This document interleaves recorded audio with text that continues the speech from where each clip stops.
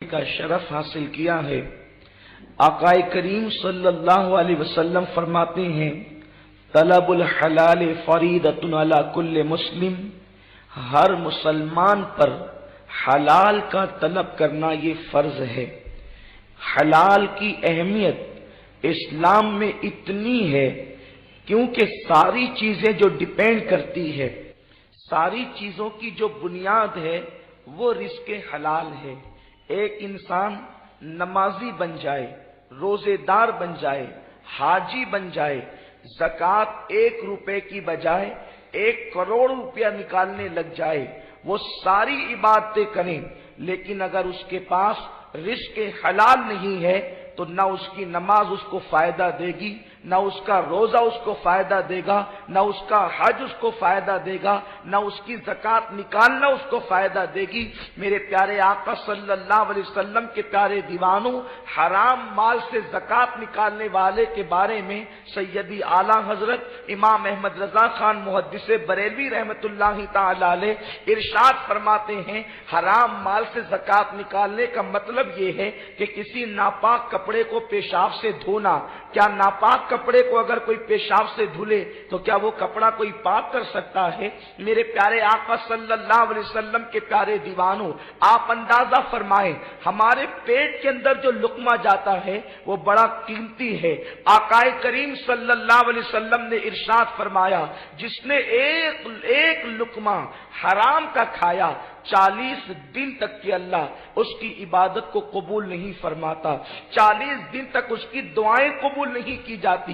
میرے پیارے آقا صلی اللہ علیہ وسلم کے پیارے دیوانوں، لوگ کہتے ہیں میری دعا قبول نہیں ہوتی، نماز کی پابندی کرتا ہوں، داڑھی بھی چہرے پہ بڑی سجا رکھی ہے، لیکن میری دعا قبول نہیں ہوتی، مزارات پر جا کر بھی دعا کرتا ہوں لیکن قبول نہیں ہوتی، مسجد میں بھی گڑ گڑاتا ہوں، دعا قبول نہیں ہوتی۔ میرے پیارے آقا صلی اللہ علیہ وسلم کے پیارے دیوانوں، آج قوم مسلم کو لاشعوری طور پر حرام کے اندر گرفتار کیا جا رہا ہے۔ سیدنا موسیٰ علیہ السلام ارشاد فرماتے ہیں، ایک بندے کو دیکھا جنگل کے اندر بے چین ہے، ہاتھ اٹھا کر کے مضطرب ہے، رو رو کر گڑ گڑا کر اللہ کی بارگاہ میں دعا کر رہا ہے، میرے کریم یہ عطا کر دے، میرے مولا یہ عطا کر دے۔ اس کے رونے کو دیکھ کر جناب موسیٰ علیہ السلام کو ترس آ گیا، سیدنا موسیٰ علیہ السلام بے چین ہو گئے، عرض کرتے ہیں مولا اس کی سن بھی لے، اس لیے کہ یہ کتنا رو رہا ہے، کتنا گڑ گڑا رہا ہے، کتنی آموزداری کر رہا ہے۔ ارشاد ہوا موسیٰ اگر یہ روتے روتے دم توڑ دے، یہ آہوزداری کرتے کرتے مر جائے، تب بھی اس کی دعا کو قبول نہیں کروں گا۔ عرض کیا مولا اس پر اتنے ناراض کیوں ہے کہ یہ روتے روتے مر جائے تب بھی اس کی دعا قبول نہ کی جائے گی؟ تو ارشاد ہوتا ہے موسیٰ اس کے پیٹ میں جو لقمہ ہے وہ لقمہ حرام ہے، اور اس کے جسم پر جو لباس ہے وہ لباس حرام ہے، میں اس کی دعا کیوں قبول کروں؟ میرے پیارے آقا صلی اللہ علیہ وسلم کے پیارے دیوانوں، ہم نے بہت چیزوں کی طرف توجہ کی، لیکن لقمہ حلال کی طرف کتنے لوگوں کی توجہ ہے؟ ہم جھوٹ بول کر تجارت کریں، دھوکہ دے کر تجارت کریں۔ جن لوگوں کی تجارت حلال ہے کچھ تو ایسے ہیں جھوٹ بول کر کرتے ہیں، دھوکہ دے کر کرتے ہیں، فریب کر کے کرتے ہیں۔ میرے پیارے آقا علیہ السلام کے پیارے دیوانوں، اور بہت سارے کم نصیب تو ایسے ہیں جنہوں نے حرام کام ہی کھول رکھے ہیں، شراب ہم بیچیں، جوے کے اڈے ہم چلائیں، سود سے پیسہ ہم دیں۔ جانتے ہیں آپ سود کتنی بدترین لعنت ہے؟ اللہ کے رسول صلی اللہ علیہ وسلم فرماتے ہیں اللہ نے یہ وعدہ کیا ہے وہ تجارت کو بڑھائے گا اور وہ سود کو ہلاک کرے گا۔ جس نے ایک لقمہ سود کا کھایا گویا کہ اس نے اپنی ماں کے ساتھ 36 مرتبہ زنا کیا۔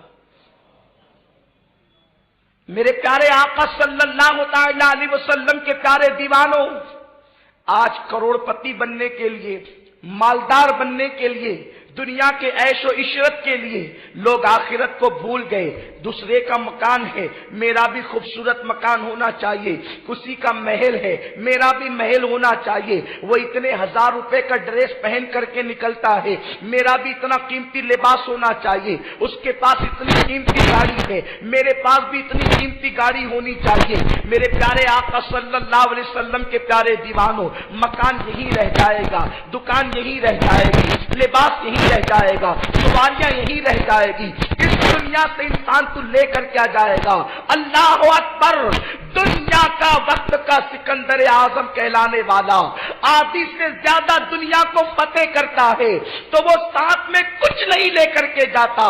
سودی کاروبار کر کے ہم کیا لے جائیں گے؟ شراب بیچ کر ہم کیا لے جائیں گے؟ سٹوں کے اڈوں کو آباد کر کے ہم کیا لے جائیں گے؟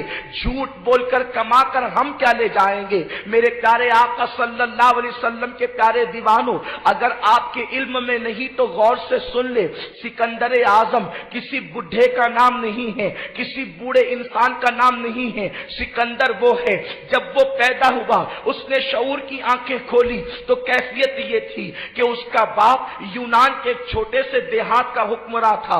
جب اس نے شعور کی آنکھیں کھولی تو اس نے پلان تیار کیا، میرا باپ چھوٹے سے دیہات کا بادشاہ ہے، میں پوری دنیا کو فتح کروں گا. اور آپ کو حیرت ہوگی کہ اس نے 15-16 سال کی قلیل مدت کے اندر آدھی سے زیادہ دنیا کو فتح کر لی. اور 38 سال 8 مہینے کی عمر میں یا 32 سال 8 مہینے کی عمر میں اس کو ٹائیفائڈ کا مرض ہوا اور اسی عالم میں اس کا انتقال ہو گیا. جس وقت وہ دنیا سے کوچ کرنے لگا اس نے لوگوں کو مشورہ دیا، جب میں دنیا سے جاؤں تو جنازے کے باہر میرے ہاتھوں کو کر دینا تاکہ جاتے جاتے دنیا کو پیغام دے دوں کہ وقت کا سکندر اعظم جس نے آدھی سے زیادہ دنیا کو صرف 15-16 سال کی قلیل مدت میں فتح کیا، وہ بھی جا رہا ہے تو ہاتھ خالی لے کر کے جا رہا ہے. تم کیا لے کر کے جاؤ گے؟ میرے پیارے آقا صلی اللہ علیہ وسلم کے پیارے دیوانوں، افسوس آج حلال کی طرف توجہ نہ رہی. لوگ کہتے ہیں مولانا حلال کھائیں گے تو کب ترقی کریں گے؟ حلال کھائیں گے تو ترقی ممکن نہیں ہوگی. سچ بول کر کمائیں گے تو کب ترقی کریں گے؟ یاد رکھیں، سچائی اور صداقت میں امن و عافیت ہے. ترقی دھیرے سے ہوگی لیکن ہمیشہ کی ترقی ہوگی. اور حرام میں ترقی آپ کو بظاہر جلدی نظر آئے گی، وہ ترقی نہیں. حرام میں برکت نہیں اور حلال کو زوال نہیں. حلال کبھی بھی زوال پذیر نہیں ہو سکتا اور حرام میں کبھی برکت نہیں ہو سکتی. اور جو لوگ اپنی اولاد کو حرام کھلاتے ہیں نا، اولاد بڑی ہو کر وفادار نہیں ہوتی. اکثر دیکھ لیں، تجربات شاہد ہیں، جنہوں نے اپنی اولاد کی پرورش لقمہ حرام سے کی، اولاد نے بڑا ہو کر کے ان کو آنکھیں دکھائی. وہ ملک کے بھی غدار ہوئے، مذہب کے بھی بے وفا ہوئے اور ماں باپ کے بھی بے وفا ہوئے. یہاں پر مجھے حلال کی برکتوں میں سے ایک واقعہ یاد آتا ہے. اگر حضرت کے آنے تک مکمل ہو گیا تو ٹھیک ہے، ورنہ جہاں پر بات ہوگی وہیں ختم ہوگی. میں جلدی جلدی اشارے دے کر کے گزرنا چاہتا ہوں. ایک شخص ہے، مسجد کا مؤذن ہے، اس کا نام مبارک ہے. مبارک ایک خوبصورت جوان ہے، اس لیے کہ خوبصورتی جو ہے وہ غریبی اور امیری کی بنیاد پر نہیں ملا کرتی، بلکہ اللہ جسے چاہتا ہے حسن عطا کرتا ہے. کبھی ایسا بھی ہوتا ہے کہ کسی مزدور کے یہاں بڑا حسین و جمیل بچہ پیدا ہو جاتا ہے، اور کبھی ایسا بھی ہوتا ہے کہ بہت بڑے کروڑ پتی کے یہاں کوئی جو ہے وہ بظاہر عرف کے اعتبار سے لوگ اس کو بدصورت کہتے ہیں، حالانکہ دنیا کا کوئی انسان بدصورت نہیں ہو سکتا. اس لیے کہ اللہ نے انسان کو سب سے خوبصورت مخلوق بنا کر پیدا کیا. رنگ کالا ہے تو کیا ہوا، ناک چھوٹی ہے تو کیا ہوا، آنکھ چھوٹی ہے تو کیا ہوا، لیکن اگر وہ انسان ہے تو وہ خوبصورت ہے۔ لقد خلقنا الانسان فی احسن تقویم، ہم نے انسان کو بہت خوبصورت پیدا کیا، حسین صورت پر پیدا کیا، لیکن اس کے بعد اپنے حسن پر اترانے والے انسان، قرآن فوراً دوسری آیت میں کہتا ہے ثم رددناہ اسفل سافلین، انسان کو خوبصورت تو بنایا لیکن اس کے برے کرتوت کی وجہ سے ہم نے اس کو پھر جو ہے وہ اترتی کے گڑھے میں ڈھکیل دیا، اس پر بڑھاپا مسلط کر دیا۔ یہی وجہ تو ہے اللہ نے سب کو بڑھاپا دیا جس کو دینا چاہا، لیکن 63 سال کی عمر ہونے کے باوجود بھی اللہ نے میرے مصطفیٰ کو بوڑھا نہیں کیا، بلکہ میرے آقا 63 سال کی عمر میں بھی 34 سال کے جوان نظر آتے تھے۔ اس لیے آقا کو جو بھی دیکھتا اے جوان کہہ کر کے پکارتا۔ حضور کی عمر شریف 63 سال کی ہو گئی تھی، لیکن ابھی 12 سے 16 بال بھی داڑھی شریف کے سفید نہیں ہوئے تھے۔ یہ میرے رسول کا معجزہ ہے۔ تو میرے پیارے آقا صلی اللہ علیہ وسلم کے پیارے دیوانوں، یہ ایک الگ عنوان ہے۔ اللہ نے اپنے محبوب کو بڑھاپے سے کیوں بچایا، یہ ایک الگ عنوان ہے، پھر کبھی اس پر گفتگو ہو سکتی ہے۔ لیکن بات یہ چل رہی ہے اگر کوئی انسان ہے تو وہ خوبصورت ہے، اس لیے کہ اللہ فرماتا ہے لقد خلقنا الانسان فی احسن تقویم، ہم نے انسان کو اچھی صورت پر پیدا کیا۔ ایک مقام پر تو یہاں تک فرمایا کہ ہم نے آدم کو اپنی صورت پر پیدا کیا۔ میرے پیارے آقا صلی اللہ علیہ وسلم کے پیارے دیوانوں، مبارک ایک غریب گھرانے کا انسان ہے جس کے والدین بھی نہیں، جس کے قرابت دار غربت کی وجہ سے جس سے دامن چھڑاتے ہیں۔ آپ جانتے ہیں نا، جب انسان غربت کی چکی میں پستا ہے تو قریبی رشتہ دار بھی دامن چھڑاتے ہیں، اور جب کسی کے آنگن میں مالداری کا شجر لگتا ہے تو دور دور کے رشتہ دار بھی کہتے ہیں فلاں میرا رشتہ دار ہے، فلاں میرا رشتہ دار ہے۔ لوگوں کا حال یہی ہے، غربت سے لوگوں کو بو آتی ہے، غریبوں سے لوگوں کو بدبو آتی ہے۔ لوگ امیروں کو دور کی رشتہ داری ہو یا نہ ہو دل لگاتے ہیں، لیکن غریبوں کو قریب بھی نہیں بٹھانا چاہتے۔ لیکن یہ میرا رسول ہے، یہ آپ کے رسول ہے جو دعا یوں کرتے ہیں اے اللہ مجھے ظاہری حیات بھی غریبوں کے درمیان دینا، اور مجھے ممات بھی غریبوں کے درمیان دینا، اور میرا حشر بھی غریبوں کے درمیان فرمانا۔ اور آقا فرماتے ہیں مالداروں سے غریب لوگ 500 سال پہلے جنت میں داخل کیے جائیں گے۔ اب اس کا یہ مطلب نہیں معاذ اللہ کہ ہم جو ہے وہ اپنے آپ کو پھر غریب ہی کر لے، کام چور بن جائے۔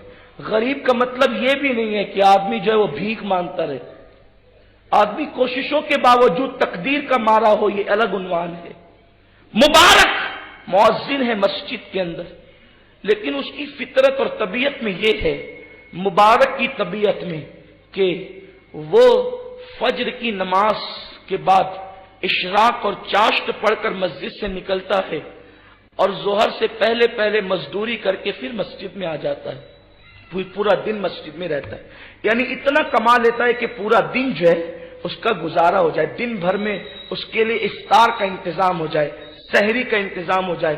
روزانہ کا معمول ہے کہ وہ روزہ رکھتا ہے۔ ایک دن مسجد کے امام جو حکومت کی طرف سے، بادشاہ کی طرف سے قاضی شہر مقرر کیے گئے تھے، یعنی قاضی شہر کا مطلب چیف جسٹس اس زمانے کا ہوتا تھا، جو جج ہوا کرتا تھا، فیصلے کرتا تھا۔ جو مسجد کا امام تھا وہی جج بھی تھا۔ مؤذن صاحب جوان تھے، وظیفے میں مصروف تھے۔ قاضی صاحب کو خیال آیا میری بیٹی جوان ہو گئی ہے، جوان بیٹی کا رشتہ دیکھنا چاہیے کہ کہیں میری بیٹی کی شادی ہو جائے۔ اس خیال کے اندر دماغ دوڑانے لگے بیٹی کو دوں تو کہاں دوں۔ پھر خیال آیا کہ مبارک سے بہتر رشتہ کون سا ہو سکتا ہے۔ امام صاحب قاضی ہے، چیف جسٹس ہیں، جج ہیں، اور بیٹی کے رشتے کے لیے ایک ایسے انسان کا انتخاب کر رہے ہیں، ایسے انسان کا جس کے پاس خود کا مکان بھی نہیں ہے، جو مسجد میں سوتا ہے، لیکن بس فکر کیا ہے، اس زمانے کے اندر بیٹیوں کو مالداروں کے حوالے نہیں کیا جاتا تھا صرف۔ یقیناً ہر آدمی کی خواہش ہے کہ میری بیٹی خوشحال گھرانے میں رہے، ہونا چاہیے، لیکن حلال و حرام تو دیکھو۔ اونچی بلڈنگ دیکھ لی، یہ نہیں دیکھا کہ حلال کماتا ہے کہ حرام کماتا ہے۔ خوش عقیدہ ہے یا بد عقیدہ ہے؟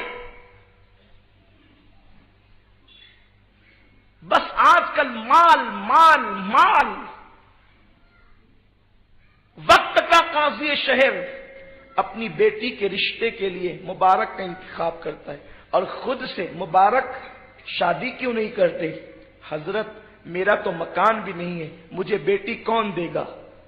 مبارک اگر تم حوصلہ کرو، ہمت کرو تو تمہاری شادی بہت اچھے گھرانے میں ہو سکتی ہے۔ مبارک نے کہا مگر حضرت مجھے دے گا کون؟ تو قاضی صاحب نے بغیر جھجک کے کہا میں دوں گا، میری بیٹی کا نکاح میں تیرے ساتھ کر دوں گا، اس لیے کہ میں تیرا کردار دیکھ رہا ہوں، تیرا کیریکٹر دیکھ رہا ہوں، تیرا انداز زندگی دیکھ رہا ہوں، میں اپنی بیٹی کا نکاح تیرے ساتھ کروں گا۔ کوئی اغوا پچھوا نہیں، بلکہ بس ایک سسر ہونے والا کھڑا ہے، ہونے والا داماد ہے، اور دونوں کے درمیان بات طے ہو رہی ہے۔ مبارک نے شرما کر کہا حضرت لیکن یہ مخمل میں ٹاٹ کا پیون کیسا لگے گا؟ کہا وہ کچھ بھی ہو، اگر تم راضی ہو تو میں اپنی بیٹی کا نکاح تمہارے ساتھ کرنے کے لیے تیار ہوں، تم مکان کا انتظام کر لو، کرائے کا کوئی مکان دیکھ لو۔ مبارک نے کہا بہت اچھا، انتظام میں لگ گئے، مسجد کے قریب میں کرائے کا مکان مل گیا، اتنے دینے ہوں گے اور پھر اتنے روپے جو ہے وہ آپ کو روزانہ کے حساب سے ادا کرنے ہوں گے۔ اب یہ ہے مبارک کا نکاح ہو گیا، مبارک کا نکاح ہوا۔ قاضی صاحب اپنی خوبصورت چاند سی بیٹی کو شام کے وقت مبارک کے اسی جھوپڑے میں پہنچا دیتے ہیں اور اس کے بعد واپس اپنے محل کی طرف پلٹ جاتے ہیں۔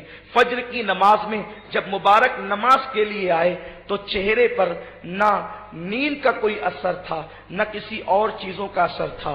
وہ لوگ اہل اللہ تھے، اللہ والے تھے، جو چہرے دیکھ کر کے راتوں کی داستانیں پڑھ لیا کرتے تھے، اسی کو کہتے ہیں لفافہ دیکھ کر مضمون کا پڑھ لینا۔ مبارک کو دیکھ کر قاضی صاحب نے کہا بیٹے مبارک آثار کچھ اچھے نہیں ہیں۔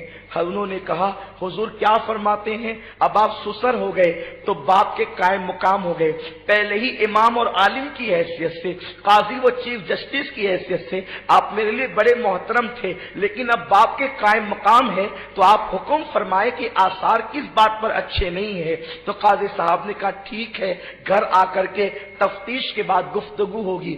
صبح کے وقت گھر آئے، بیٹی سے تنہائی میں ملاقات کی اور اس کے بعد مبارک پر برہم ہو گئے۔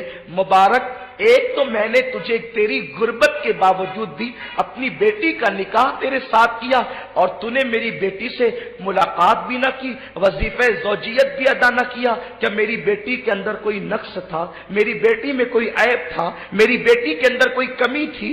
چاند جیسی بیٹی سے تو نے قربت نہیں کی۔ مبارک کیا تجھے معلوم نہیں کہ شادی کی پہلی رات وصل کی رات ہوتی ہے، دو دلوں کے ملاقات کی رات ہوتی ہے، دل کے آنگن میں وصل کے پودے لگانے کی رات ہوتی ہے؟ تو مصلی بچھا کر پوری رات عبادت کرتا رہا، کیا تجھے پتا نہیں کہ بیوی کا حق کیا ہے؟ جب قاضی صاحب سب کچھ بول چکے تو مبارک نے دھیرے سے زبان کھول کر کہا قاضی صاحب آپ کے احسانات سر آنکھوں پر، میں زندگی کی آخری سانس تک کبھی آپ کے احسان کو فراموش نہیں کر سکتا، لیکن عرض یہ ہے آپ بادشاہ کے ملازم ہیں اور بادشاہ کے یہاں آپ ملازمت کرتے ہیں، پتا نہیں کبھی کبھی آپ نے کسی کی رعایت بھی کی ہوگی فیصلے میں، اور بادشاہ کے یہاں جو ٹیکس آتا ہے وہ حلال سے بھی آتا ہے اور حرام سے بھی آتا ہے۔ مجھے یہ نہیں یقین سے معلوم کہ آپ حرام کے کھاتے ہیں اور یہ بھی یقین سے نہیں معلوم کہ حلال کھاتے ہیں، تو چونکہ اب یہ جو آپ کی بیٹی ہے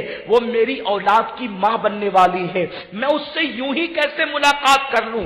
میرے رسول کا فرمان ہے کہ ایک لقمے کا اثر 40 دن تک رہتا ہے۔ قاضی صاحب 40 دن تک تمہاری بیٹی کو ہاتھ نہیں لگاؤں گا، اپنے ہاتھ کی محنت کی کمائی 40 دن تک پہلے میں آپ کی بیٹی کو کھلاؤں گا، آپ کے لقمے کا اثر ختم ہوگا، میرے حلال کے لقمے کا جو پیور حلال ہے جب اس کا اثر چڑھے گا تب میں اپنی بیوی سے قربت کروں گا۔ قاضی صاحب خوش ہو گئے، پیشانی چوم کر چلے گئے۔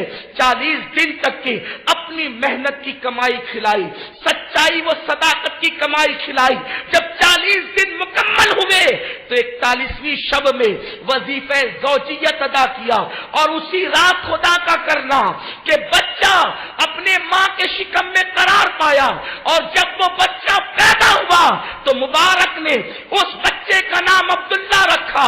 اسی مبارک مؤذن کے بیٹے کو دنیا نے عبداللہ ابن مبارک کے نام سے جانا۔ عبداللہ بن مبارک وہ ہے، امام اعظم فرماتے ہیں قیامت کے دن اللہ مجھ سے پوچھے گا نعمان کیا لایا ہے، تو میں عبداللہ ابن مبارک کو پیش کر دوں گا، اسی میں میری نجات ہو جائے گی۔ اللہ اکبر، یا رسول اللہ، زندہ باد سرکار کی غلامی، فیضان سرکار شہنشاہ ناسک۔ حلال حلال ہے، حلال کی برکتوں کا اندازہ نہیں لگایا جا سکتا۔ اور اللہ اکبر، حرام حرام تو اپنی جگہ مشتبہ چیز ہے جس میں شکوک ہو۔ جب سیدنا امام احمد ابن حنبل رضی اللہ تعالیٰ عنہ کو جیل میں رکھا گیا تو منصور حلاج کی بہن روزانہ کھانا لے کر کے آتی تھی، لیکن ایک دن بھی منصور کی بہن کا کھانا امام احمد ابن حنبل نے نہیں کھایا۔ ایک دن منصور کی بہن کہتی ہے، حضرت میں تو چرخہ کاٹ کر کے لاتی ہوں، چرخہ کاٹ کر کے میں حلال کی کمائی لاتی تھی اور آپ کے لیے اتنی محنت سے کھانے کا انتظام کرتی تھی۔ امام احمد ابن حنبل نے کہا، او میری بہن، مجھے یقین ہے کہ تیری کمائی حلال کی ہے، لیکن جو کھایا نہیں نا، اس کی وجہ یہ ہے کہ یہ لوگ مجھے کھانا جیل کی پلیٹ میں دیتے تھے۔ تیرا کھانا حلال تھا، لیکن جیل کی پلیٹ حلال روپے سے تھی یا حرام سے، یہ مجھے نہیں معلوم تھا، اس لیے حلال کھانے کو بھی میں نے مشتبہ پلیٹ میں کھانا پسند نہیں کیا۔ میرے پیارے آقا صلی اللہ علیہ وسلم کے پیارے دیوانوں، آج ہماری عبادتیں، آج ہماری نمازیں جو کما کہو ہمیں فیض نہیں پہنچا پا رہی ہے، اس کی وجہ یہ ہے کہ وہ نماز ہی کیا ہے۔ ایسی نماز کو تو صوفیاء نے مرغے کی چوچ کا زمین پر ٹھونگ مارنا کہا ہے۔ نماز کیا ہے؟ قرآن کہتا ہے نماز کے لیے، ان الصلاۃ تنہا عن الفحشاء والمنکر، بے شک قرآن کہہ رہا ہے، بے شک، کوئی شک، قرآن کی تو ہر بات بے شک ہے، اس کے باوجود بھی قرآن کہہ رہا ہے بے شک۔ اگر قرآن بے شک نہ بھی کہے، اس کی ہر بات بے شک ہے، اس کی کسی بات میں شک نہیں ہے، اس کی ہر بات یقینی ہے۔ میرے پیارے آقا صلی اللہ علیہ وسلم کے پیارے دیوانوں، آپ اندازہ فرمائیں کہ جب قرآن مقدس کی ہر بات یقینی ہے، بے شک نماز ہر برائی سے، ہر بری بات سے روک لیتی ہے، پھر ہماری نماز ہمیں کیوں برائی سے نہیں روکتی؟ ادھر مسجد سے نکلے، ادھر جھوٹ بول کر کے سودا کیا، ادھر مسجد سے نکلے، ادھر کسی کی غیبت کی، ادھر مسجد سے نکلے، ادھر حرام کی طرف بڑھے۔ بلکہ کل تک یہ کہا جاتا تھا کہ مسجد سے نکلے تو ایسا کیا، اب مسجد سے نکلے نہیں، لوگ مسجد ہی میں گناہ کرتے ہیں۔ وہ کون سا جرم ہے آج جو مسجد میں نہیں ہوتا الا ماشاء اللہ۔ تو نماز کا قصور نہیں ہے، جو ہمارے پیٹ کے اندر جو گندگی جاری نا، لقمہ حرام، یہ اس کی نحوست ہے۔ اللہ کے رسول صلی اللہ علیہ وسلم فرماتے ہیں، جس کی نماز اس کو گناہوں سے نہ روکے، توجہ فرمائیں، جس کی نماز اس کو گناہوں سے نہ روکے، وہ نماز اس بندے کو اللہ سے دور کر دے گی۔ یعنی نمازیں بھی اللہ سے دور کر سکتی ہے۔ کون سی نمازیں؟ جو نماز گناہوں سے نہ روکے وہ اللہ سے دور کر دے گی، اور جو نماز گناہوں سے روک لیتی ہے وہ اللہ کا قرب عطا کر دیتی ہے۔ تو ہم خود ہی ڈوب جائیں، اپنے وجود میں ڈوبے، اپنے دل میں ڈوبے، اپنا احتساب کریں، ہم حلال کھا رہے ہیں یا حرام کھا رہے ہیں، ہمارے پیٹ میں کون سا لقمہ جا رہا ہے۔ میرے پیارے آقا صلی اللہ علیہ وسلم کے پیارے دیوانوں، سرکار غوثیت مآب رضی اللہ تعالیٰ عنہ سے پوچھا گیا، اللہ نے آپ کو اتنا عظیم مرتبہ عطا کیا، آپ مقام قطبیت پر پہنچے، آپ وہ اتنے عظیم مقام پر پہنچ گئے، وجہ کیا ہے؟ سرکار غوث پاک فرماتے ہیں میں نے دو چیزوں کو اختیار کیا، اللہ نے مجھے اتنا بلند مقام دیا، ایک صدق مقال، عقل حلال، ہمیشہ سچ بولنا اور حلال کھانا، اللہ نے مجھے یہ مرتبہ عطا کی، اور سچ بول کر کاروبار کرنے والا کبھی رسوا نہیں ہوتا، سچ بول کر کمانے والا کبھی رسوا نہیں ہوتا۔ یہ شیطانی خبط ہے، یہ شیطانی وسوسہ ہے کہ صحیح بولیں گے تو ترقی نہیں ہوگی۔ مسلمان یہ سوچ سکتا ہے؟ مومن یہ سوچ سکتا ہے؟ نہیں، ہرگز نہیں۔ مسلمانوں سچ کو لازم پکڑو۔ آقا علیہ السلام فرماتے ہیں سچے تاجروں کو اللہ قیامت کے دن نبیین کے ساتھ اور صدیقین کے ساتھ اٹھائے گا، انبیاء اور صدیقین کے ساتھ ان کا حشر ہوگا۔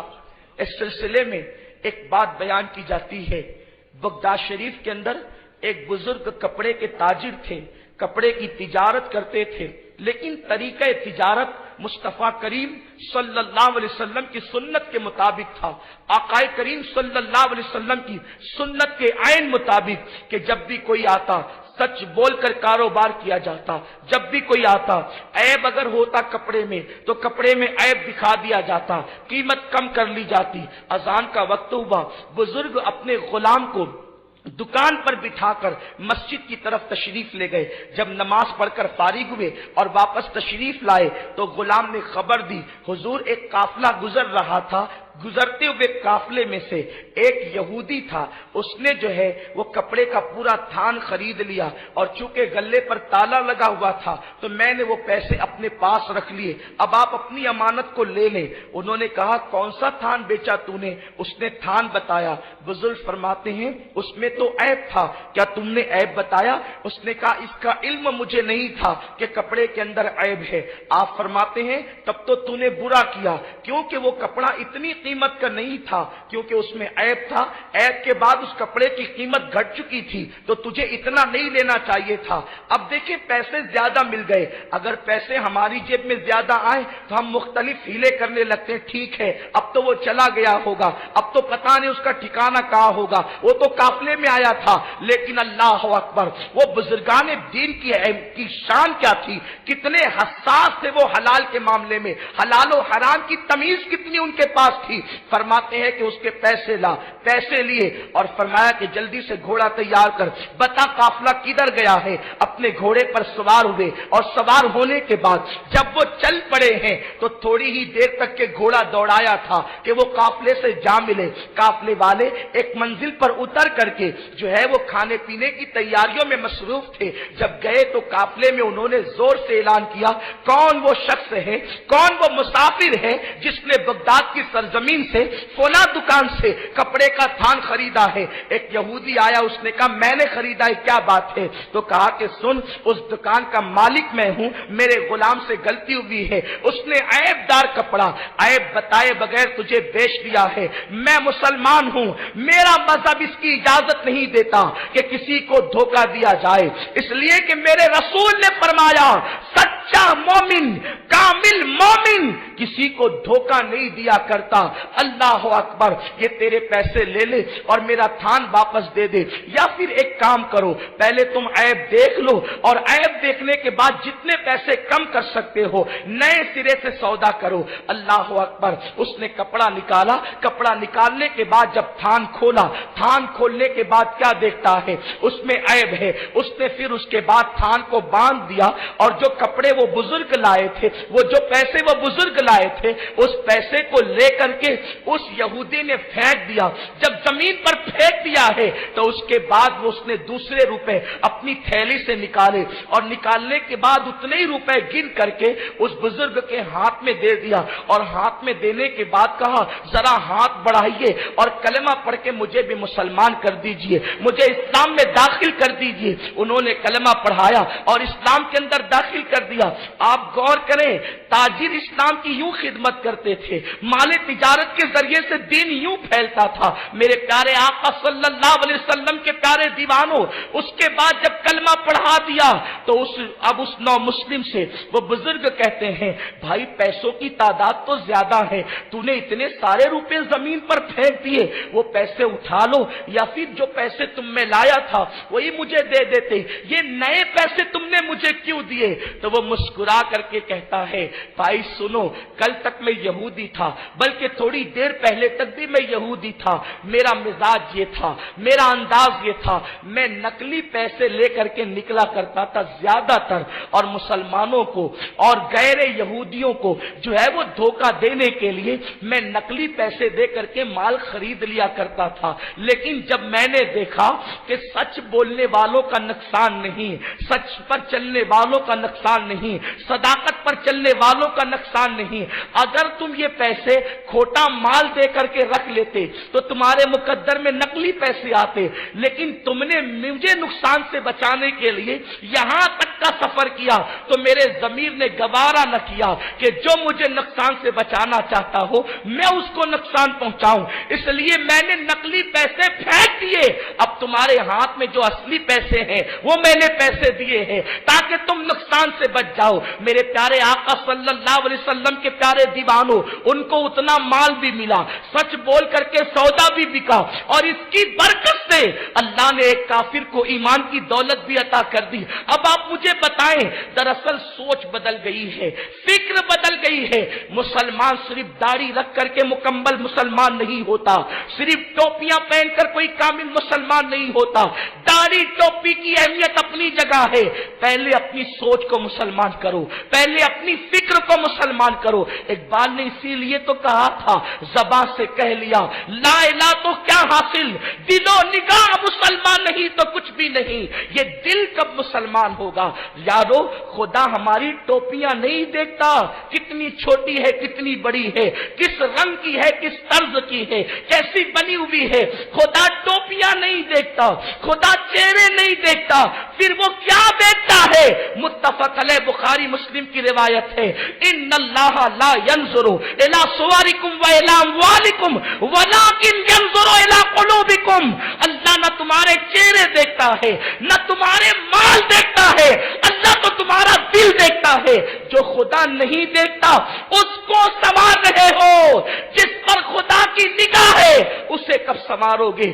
یہ دل پاپی ہے، یہ دل گندا ہے، یہ دل خشیت ربانی سے خالی ہے، اس دل کے اندر دنیا کی محبت کا کتا بھر چکا ہے، اس دل کے اندر دنیا کی محبت کا کتا بیٹھ چکا ہے۔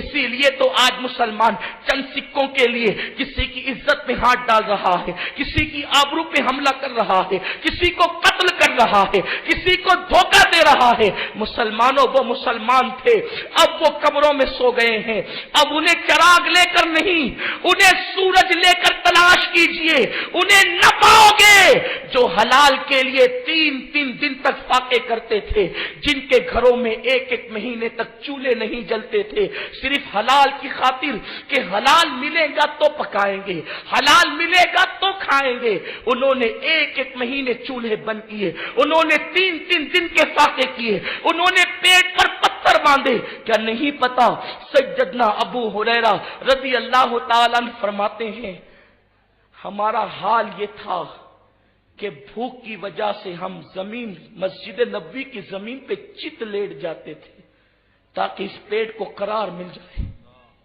سیدنا ابو ہریرہ فرماتے ہیں کبھی اوپر پہننے کے لیے کرتا ہوتا تو تہبند کا انتظام نہ ہوتا، ہم مسجد نبوی کے اندر جھک جھک کر کے چلا کرتے تھے تاکہ بے ستری نہ ہو جائے۔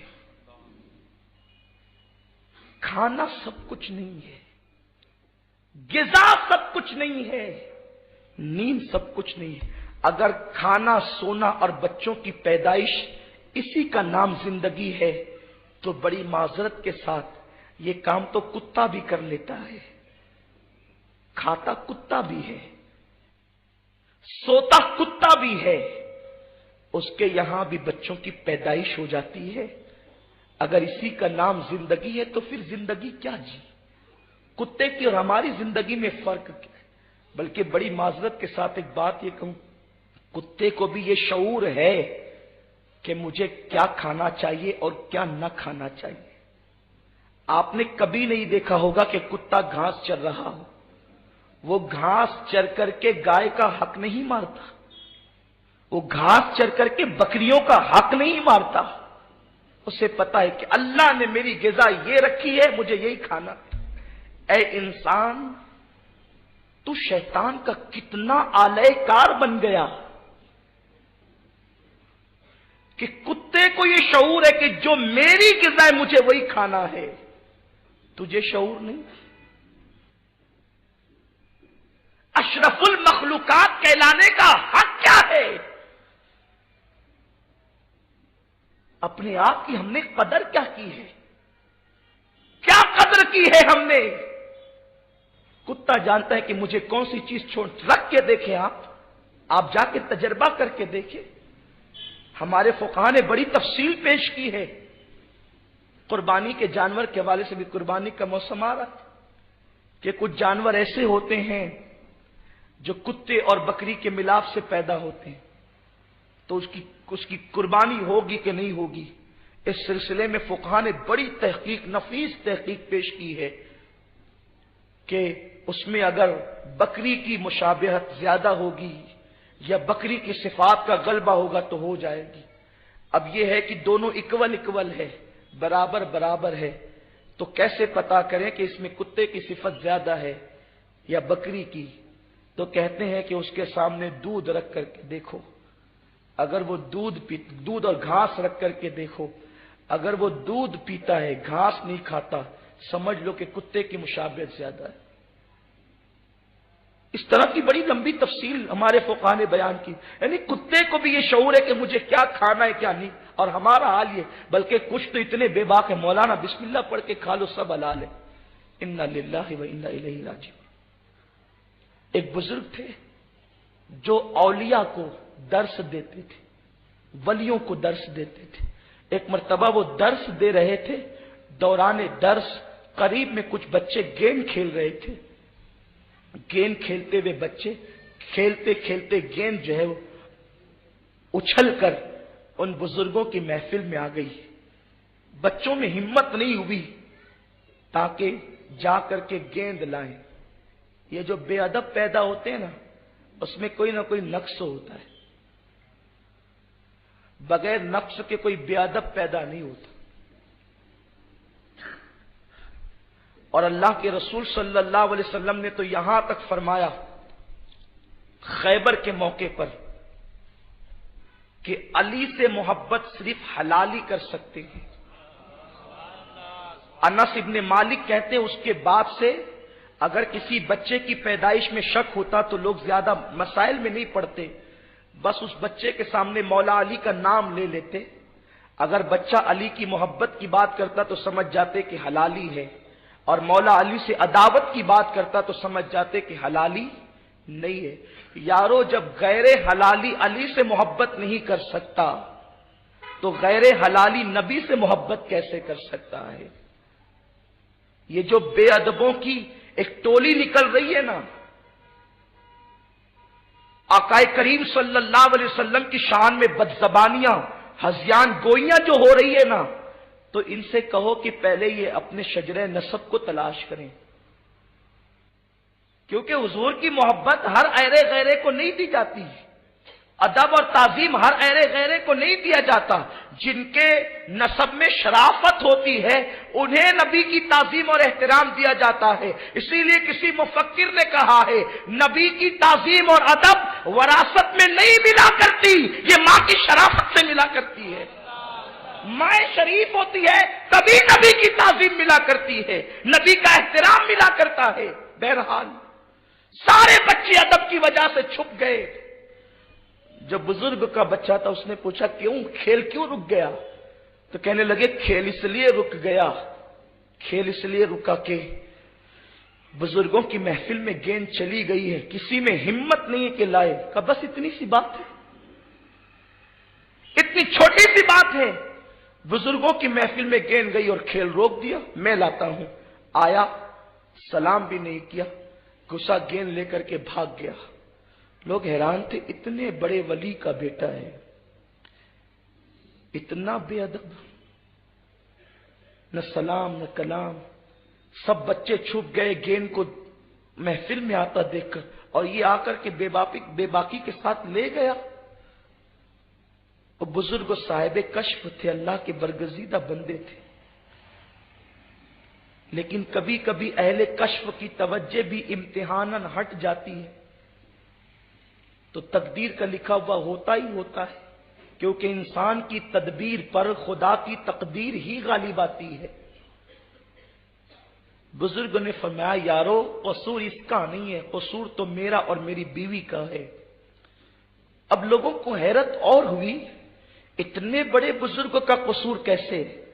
تو خود فرماتے ہیں میں اور میری بیوی کئی دن کے فاقے سے تھے، بہت دنوں تک فاقے ہو گئے۔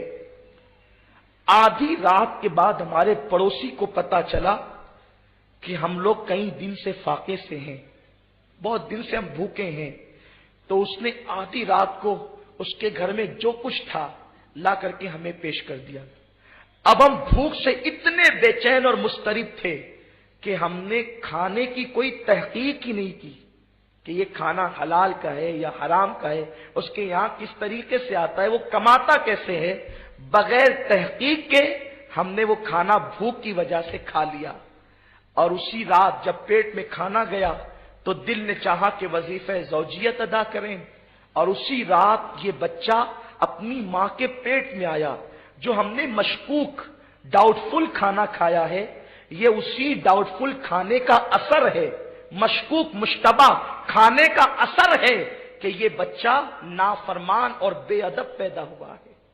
آپ مجھے بتائیں اگر اللہ والا مشکوک مشتبہ کھانا کھا لے تو ان کے گھر میں بیٹا نافرمان اور بے ادب پیدا ہو، اور ہم جان بوجھ کر حرام کی منڈیاں لگائیں، تو ہماری اولاد ہماری فرما بردار کیسے ہو سکتی ہے؟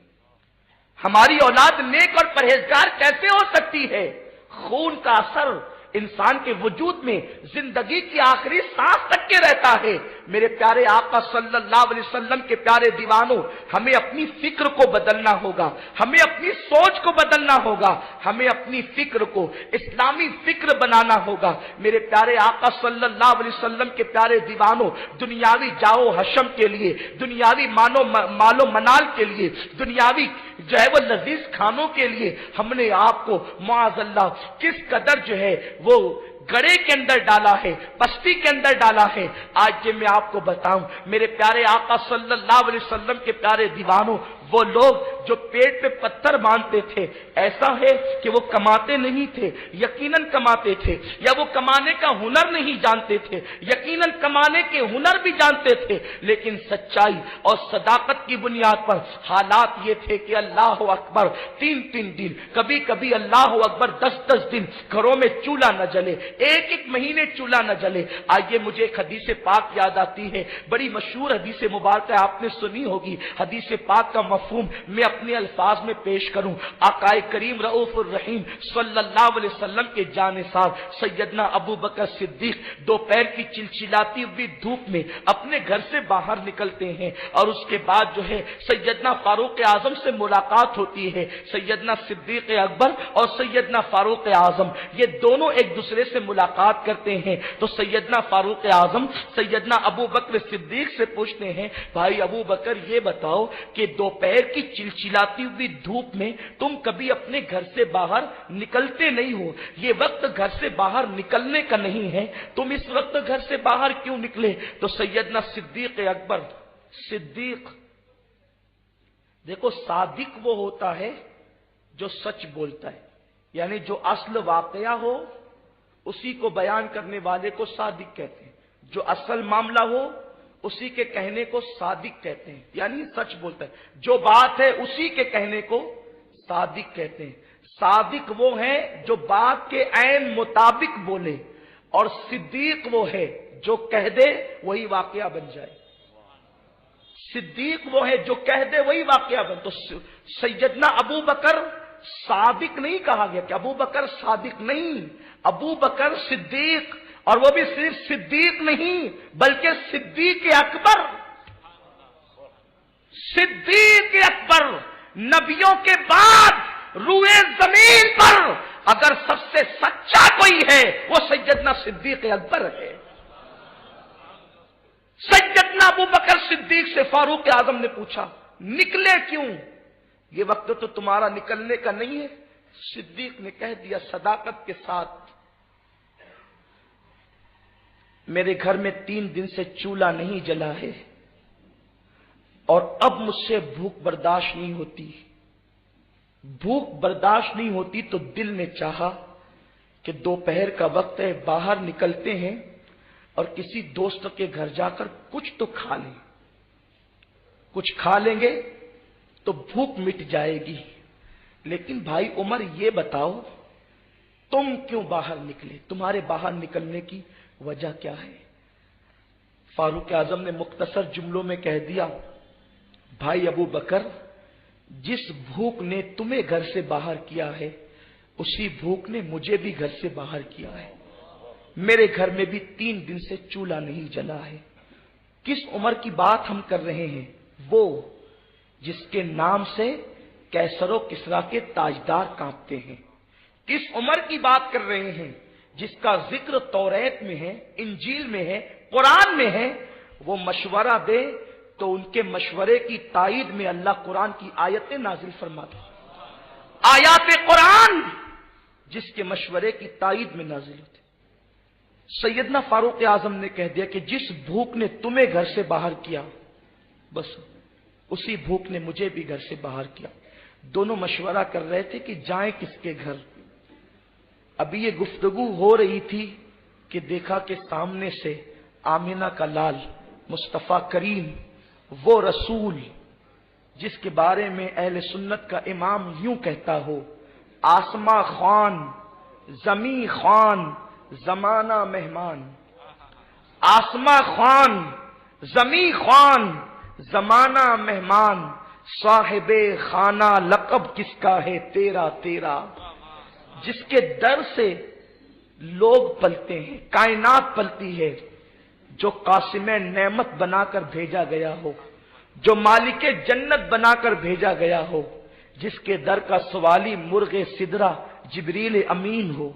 नबी जहां से पाए, सहाबा को जहां से मिले, औलिया की झोलियां जहां भरे, वो मुस्तफा करीम कौनैन का आका, मालिके जन्नत, मालिके कौनैन तशरीफ लाते हैं और दोनों यारों को खुद से सलाम करते हैं। और उसके बाद मेरे रसूल का सवाल ये है, दोपहर की चिलचिलाती हुई धूप में तुम लोग यहां क्या कर रहे हो? क्यों इस वक्त तो धूप में बाहर निकले हो? तो दोनों यारों ने अर्ज कर दिया, या रसूल अल्लाह सल्लल्लाहु तआला अलैहि वसल्लम, हमारे माँ बाप आप पर कुर्बान हुजूर, हमारे घरों में 3 दिन से चूल्हे नहीं जले हैं, इसीलिए या रसूल अल्लाह हम घर से बाहर निकल गए, भूख ने हमें घर से बाहर किया आका, ताकि किसी साथी के घर जाकर कुछ खा पी लें। या रसूल अल्लाह हम तो भूख की वजह से घर से बाहर निकले। लेकिन हुजूर हम आपसे पूछ सकते हैं कि ये वक्त तो हुजूर के घर से बाहर निकलने का नहीं है, आका ये बताएं कि आप इस वक्त तो दोपहर की चिलचिलाती हुई धूप में घर से बाहर क्यों निकले? तो मेरे रसूल ने फरमा दिया कि तुम्हारे घरों में 3 दिन से चूल्हे नहीं जले, लेकिन मोहम्मद के घर में 1 महीना हो गया है चूल्हा नहीं जला है। जिस भूख ने तुम्हें घर से बाहर किया है, उसी भूख ने मुझ मोहम्मद को भी घर से बाहर किया है। मैं चाहता हूं कि किसी के घर जाकर जो है, किसी साथी के घर जाकर कुछ खाऊं। यहां पर कुछ लोग हैं जिन्हें हज़ियान बकने का मौका मिलता है। देखा अल्लाह के नबी सल्लल्लाहु अलैहि वसल्लम के घर 1 महीने तक चूल्हा नहीं जला, तो हुजूर खुद से घर से बाहर निकले। खुदा के इज्जत व जलाल की कसम, मेरे रसूल को घर से बाहर निकलने की जरूरत नहीं थी। ये हिकमत के तहत था, तालीम उम्मत के लिए था, उम्मत की सब्र के लिए था। वरना बुखारी शरीफ की हदीस तो है ना, आकाए करीम फरमाते हैं जब मेरे रसूल ने सौमे विसाल रखना शुरू किया तो लोगों ने देख करके रखना शुरू किया। जब देखा कि लोगों के चेहरे पीले पड़ने लगे, लेकिन मुस्तफा करीम की सुर्खी तो अपनी जगह कायम है। लोग जो है वो खड़े होने से आजिज होने लगे, लेकिन मुस्तफा करीम की ताकत का आलम ये है, इशारा करते हैं तो पत्थर बोलने लगते हैं। ये मेरे रसूल की ताकत है और मुसलसल सौमे विसाल है। तो जब आकाए करीम ने फरमाया तुम्हारे जवानों के चेहरे पीले क्यों पड़ते हैं, ये खड़े होने से आजिज क्यों होते हैं, तो अर्ज किया या रसूल अल्लाह, आपको देखकर सौमे विसाल रखना शुरू कर दिया। तो आका ने फरमाया तुम में कौन है जो मेरी तरह है? सुनो मैं वो हूं, मैं अपनी रातें अपने अल्लाह के साथ गुजारता हूं। मेरा अल्लाह मुझे खिलाता भी है, मुझे पिलाता भी है। उलमा की तहकीक ये है, अल्लामा इस्माइल हक्की रहमतुल्लाहि ताला अलैह फरमाते हैं हुजूर अलैहि सलाम अगर सारी जिंदगी कुछ न खाते ना तो हुजूर को खाने की जरूरत नहीं थी। फिर पेट पे पत्थर क्यों बांधे? पेट पे पत्थर इसलिए बांधे, शेख अबू तालिब मक्की फरमाते हैं अगर वो पेट पे पत्थर न बांधते तो हुजूर अलैहि सलाम जो कई दिन तक न खाए और पेट पे पत्थर भी न बांधे तो हुजूर अलैहि सलाम के जिस्म की जो मलकूतियत थी वो जाहिर हो जाती। और आकाए करीम सल्लल्लाहु अलैहि वसल्लम का ताल्लुक ये जो इस दुनिया से था, वो इस दुनिया की बजाय जो है वो आकाए करीम सल्लल्लाहु ताला अलैहि वसल्लम का आलमे नूर से जो ताल्लुक था, लोग अपनी निगाहों से देख लेते थे। अरे आका तो आका है। सैयदना गौसे पाक रज़ी अल्लाह ताला का हाल ये था कि आखिरी उम्र में जब लोग गौसे पाक से मुसाफा करते तो उनका हाथ लोगों के हाथों से निकल जाता था। यानी जिस तरीके से हवा को कोई पकड़ नहीं सकता, आग को कोई पकड़ नहीं सकता, ऐसे बहुत मर्तबा देखा गया आखिर उम्र में कि सरकार गौसे पाक से मुसाफा करते तो हाथ ही में नहीं आता।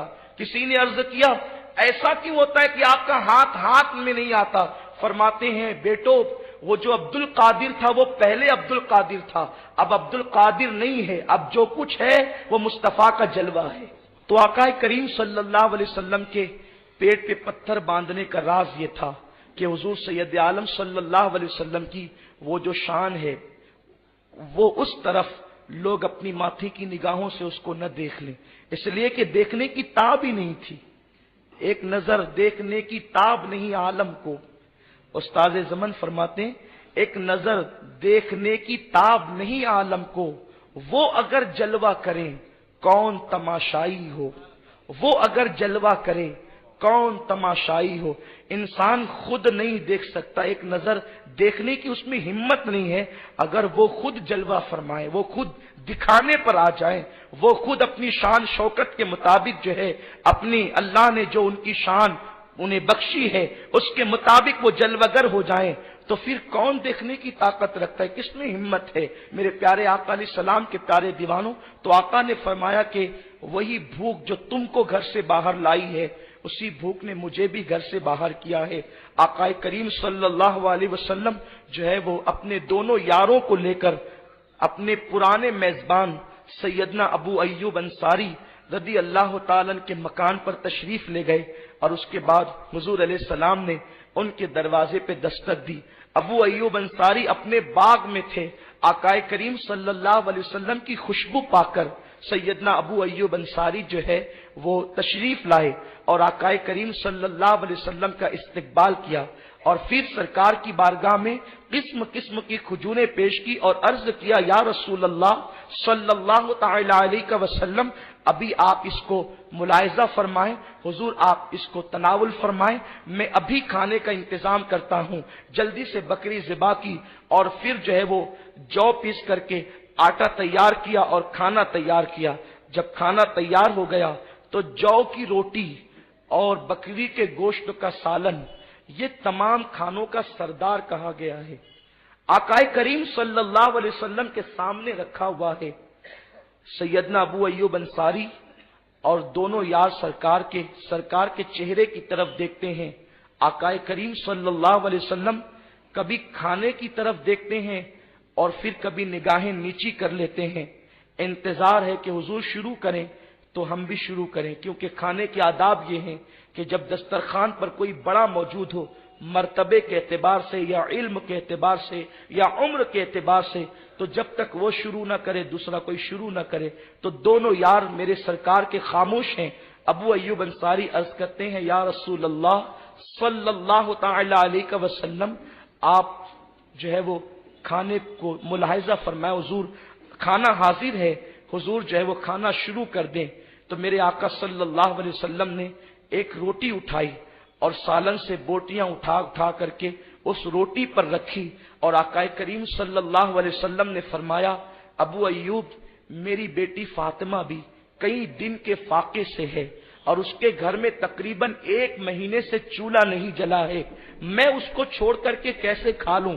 ایک کام کرو، پہلے یہ کھانا فاطمہ کے گھر دے دو، اس کے بعد ہم کھائیں گے۔ وہ کھانا بھجوایا گیا، آقا کریم صلی اللہ علیہ وسلم نے کھانا کھایا، اور جب کھانا مکمل ہو گیا تو اللہ کے حبیب صلی اللہ علیہ وسلم کی آنکھ میں آنسو تھے۔ حضرت ابو ایوب عرض کرتے ہیں، صدیق و فاروق عرض کرتے ہیں، یا رسول اللہ صلی اللہ علیہ وسلم، اب رونے کی وجہ کیا ہے؟ اب آقا آپ کیوں رو رہے ہیں؟ کھانا کھانے کے بعد رونے کی وجہ کیا ہے؟ آقا کریم صلی اللہ علیہ وسلم فرماتے ہیں، ہم نے کتنا لذیذ کھانا کھایا، ہم نے کتنا اچھا کھانا کھایا، میں ڈرتا ہوں کہ اگر میرا اللہ قیامت کے دن اس کھانے کے حوالے سے مجھ سے پوچھے گا تو میں کیا جواب دوں گا؟ آقا کریم صلی اللہ علیہ وسلم سے تو وعدہ ہے، اللہ کے حبیب صلی اللہ علیہ وسلم سے تو وعدہ ہے، اسی لیے تو اس دن سارے لوگ نفسی نفسی کہیں گے، مصطفیٰ کریم نفسی نفسی نہیں کہیں گے، لیکن اس کے باوجود امت کی تعلیم کے لیے حضور فرما رہے ہیں کہ میرا اللہ اس کھانے کے بارے میں کئی دن کے فاقے کے بعد اللہ کے رسول صلی اللہ علیہ وسلم گوشت اور جو کی روٹی کھا رہے ہیں، تو اس معاملے میں یہ فکر ہے، ہم تو روزانہ 3 مرتبہ پیٹ بھر کر ایک سے غذا کھاتے ہیں، اور پھر ان غذا میں بھی اس کا فرق نہیں کہ حلال ہے یا حرام۔ اللہ کی بارگاہ میں ہم کیا جواب دیں گے؟ میرے پیارے آقا صلی اللہ علیہ وسلم کے پیارے دیوانوں، یہ حدیث میں نے پڑھی تھی، اسی پہ اپنی گفتگو ختم کرتا ہوں۔ طلب الحلال فریضۃ علی کل مسلم، ہر مسلمان پر لازم ہے وہ حلال کو طلب کرے۔ یہ حدیث پاک حجت الاسلام امام غزالی رحمت اللہ تعالی علیہ نے احیاء العلوم شریف میں نقل فرمائی ہے۔ اللہ تعالی ہمیں حلال کی طلب نصیب فرمائے، اور اللہ ہمیں حلال اتنا عطا کر دے کہ وہ ہمیشہ کے لیے حرام سے ہمیں بے نیاز فرما دے۔ دوران گفتگو اگر کوئی غلطی ہو گئی ہو تو اللہ تعالیٰ اپنے پیارے محبوب مصطفیٰ کریم رؤوف الرحیم علیہ طیۃ و تسلیم کے صدقہ و طفیل معاف فرمائے، اور اللہ تعالیٰ اس گفتگو کو قبول فرمائے۔